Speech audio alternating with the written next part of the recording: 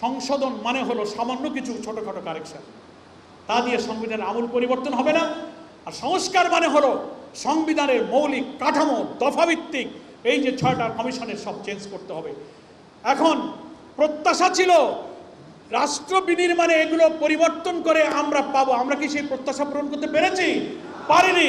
সেই কারণে 11 দলীয় ঐক্য বলেছে যতদিন গণভোটের গণরায় বাস্তবায়ন না হবে নতুন সুন্দর বাংলাদেশ বিনির্মাণের সেই প্রত্যাশা কোনোদিন আমাদের পূরণ হবে না। এই জন্য আমরা উইদিন দি পার্লামেন্ট লড়াই করব। যদি তোমরা কপালে ভালো থাকে তো পার্লামেন্টে আসো, আলোচনা করে তোমরা সংবিধানটা সংশোধন না করে সংস্কার মেনে নাও। আর তা যদি না হয়, যে 70% লোক হা ভোট দিয়েছে, প্রয়োজনে আমরা যদি সংসদে নিষ্পত্তি করতে না পারি, জাতীয় সংসদে রাজপথে ওই 70% লোককে নিয়ে আমরা আন্দোলন করে আমরা গণভোটের গণরায় কার্যকর করব।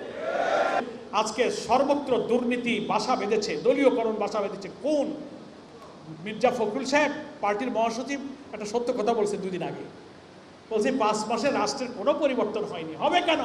সব জায়গায় বিএনপির দলীয় লোক, জেলা পরিষদ, সিটি কর্পোরেশন, পৌরসভা, উন্নয়ন কর্তৃপক্ষ, এই ফ্যামিলি কার্ড, এই টিআর কাবিকা, ইমামের ভাতা বরাদ্দ, এমপি আছে তাতে কোনো গায়ে বাঁধাচ্ছেন না, ওনারা দলীয় লোক দিয়ে সেইগুলো চালায় যাচ্ছেন। তাহলে আওয়ামী লীগের সাথে আমরা কি পার্থক্য? শুধু ধরেন নামটা বদলেছে, চরিত্র একই আছে। সেই জন্য ফ্যাসিবাদের পথে, সর্বনাশার পথে আপনারা যে পা বাড়িয়েছেন, এখান থেকে ফিরে আসুন। জনগণের প্রত্যাশা হচ্ছে দলীয়করণ মুক্ত সুন্দর বৈষম্যহীন রাষ্ট্র গঠন করা। আজকের এই সেমিনার থেকে যশোরের সংগ্রামী জনতাকে আমি বলবো যে আপনারা জনগণকে এই শুভঙ্করের ফাঁকিটা বুঝাবেন এবং 11 দলের সামনে যে কর্মসূচি আছে, আগামীকালকে গণমিছিল, 5 তারিখ থেকে 11 দল পরবর্তী কর্মসূচি ঢাকার পল্টন থেকে ঘোষণা হবে। এগুলো বাস্তবায়নের মধ্য দিয়ে এই যে প্রত্যাশা পূরণ হলো না তার প্রাপ্তি অর্জনের জন্য দুর্বার আন্দোলন আমাদেরকে গড়ে তুলতে হবে। তারেক সাহেব হাতে ভোট দিছে না, সালাউদ্দিন সাহেব দিছে না, যদিও শেষের দিকে ওনারা হাতে ভোট দিতে কইছে, বলছে তো।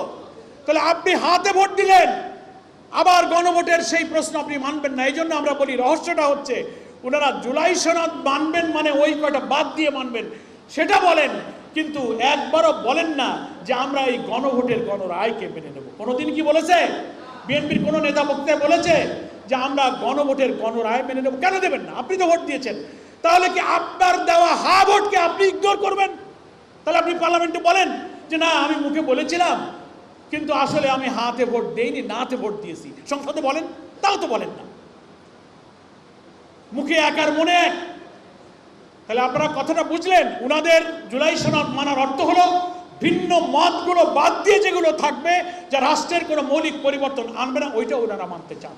আমরা বলছি ন, ওইটা মানা যাবে না, তুমি গণভোটটা মানো। কারণ গণভোটে 5 কোটি মানুষ হাতে ভোট দিয়ে 70% লোক বলেছে এই 84টি জায়গায় তোমার জুলাই সনদে নোট অফ ডিসেন্ট আছে, কিন্তু গণভোটের ব্যালটে কোনো নোট অফ ডিসেন্ট নাই, নাকি বলেন?